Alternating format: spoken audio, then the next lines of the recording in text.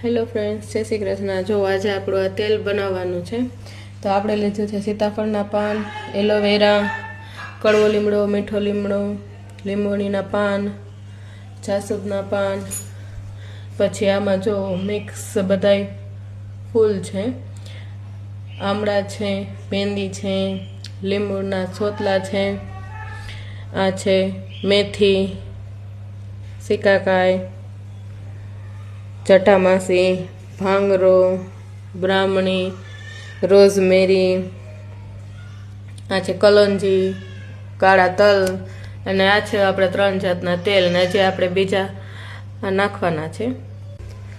આનાથી તમારા ખરતા વાળ અટકે છે, લેન્થ વધે છે, ગ્રોથ વધે છે, ટાલ પડતી અટકાવે છે, હેરની કોઈ પણ પ્રોબ્લેમ હોય તે આનાથી દૂર થઈ જાય છે। અને હજી આપણે અમુક વસ્તુ આપણે આમાં નાખવાની છે। જો આ બદામ છે, આ બદામ આપણે આમાં નાખવાની છે। આમાં આલમંડ ઓઇલ નાખવાનું હોય છે, પણ તે કેમિકલ વાળું હોય ને તેના હિસાબે આપણે તે નાખતા નથી।